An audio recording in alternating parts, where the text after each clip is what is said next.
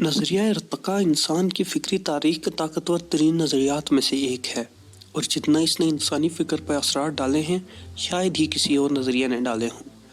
عام طور پہ چارلس ڈارون کو اس نظریے کا بانی سمجھا جاتا ہے، لیکن حیاتیاتی ارتقاء کا تصور ہزاروں برس پہلے موجود تھا۔ آپ دیکھ رہے ہیں دانش کی دنیا، اور آج ہم بات کریں گے اس مسلمان مفکر کی جس نے ڈارون سے 1000 برس قبل ارتقاء کا نظریہ پیش کیا۔ اس مسلمان مفکر کو دنیا الجاحظ کے نام سے جانتی ہے۔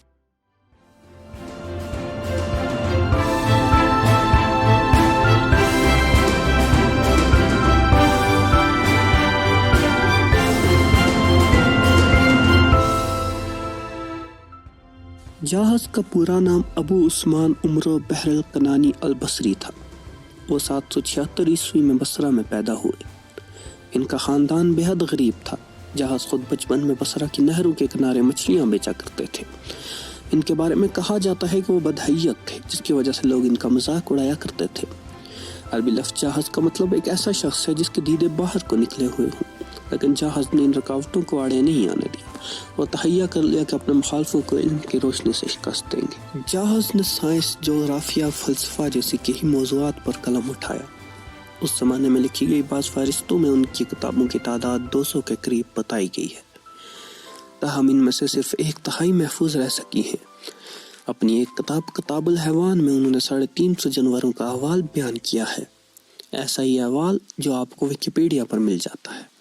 اسی کتاب میں جاحظ نے چند ایسے تصورات پیش کیے جو حیرت انگیز طور پہ ڈارون کے نظریہ ارتقاء سے مشابہ ہیں۔ ان نظریات کو بنیادی طور پر 3 حصوں میں تقسیم کیا جا سکتا ہے۔ بقا کی جدوجہد۔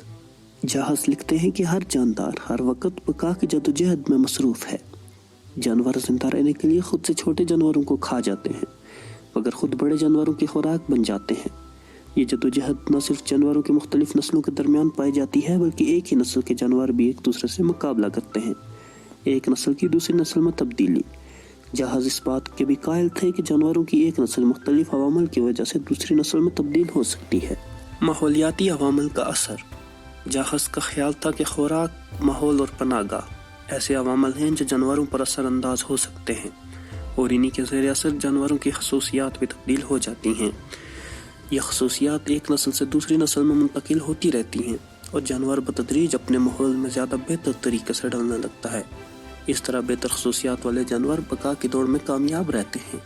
یہ وہی نظریہ ہے جو بعد میں سروائیول آف دا فٹسٹ کہلایا اور موجودہ نظریہ ارتقاء کا بنیادی ستون کہلایا۔ جاحظ کے ان خیالات کا اثر بعد میں آنے والے مسلمان مفکرین پر بھی ہوا، چنانچہ ہمیں ان کی باز گشت فارابی، ابن العربی، رومی البحرونی، ابن خلدون اور دوسرے حکماء کے یہاں بھی ملتی ہے۔ یہاں یہ سوال بھی پیدا ہوتا ہے کہ نظریہ ارتقاء کا کریڈٹ آخر ڈارون کو ہی کیوں دیا جاتا ہے؟ اس کی وجہ یہ ہے کہ ڈارون وہ پہلا شخص تھا جس نے اس نظریے کو اتنی پختہ، منطقی اور سائنسی بنیادوں پر استوار کیا کہ چند اشروں کے اندر دنیا بھر میں درست مان لیا گیا، اور بعد میں حاصل ہونے والے ہزاروں شواہد اسے مضبوط سے مضبوط تر بناتے چلے گئے۔ علم و دانش اور کتابوں سے عشق جاحظ کی موت کا سبب بھی بن گیا۔ کہا جاتا ہے کہ 92 سال کی عمر میں شلف سے ایک کتاب نکالتے ہوئے باری برکم شلف ان کے اوپر آ گرا، اور یوں اسلامی تاریخ کا یہ یکتا دانشور کتابوں کے ہی ہاتھوں اپنے انجام کو پہنچا۔ دوستو، آج کی ویڈیو کے لیے بس اتنا ہی۔ اگر آپ کو ہماری ویڈیو اچھی لگی ہو تو ویڈیو کو لائک کریں، چینل کو سبسکرائب کریں اور ویڈیو کو اپنے دوستوں کے ساتھ ضرور شیئر کریں۔ انٹل دا نیکسٹ ٹائم، اللہ حافظ۔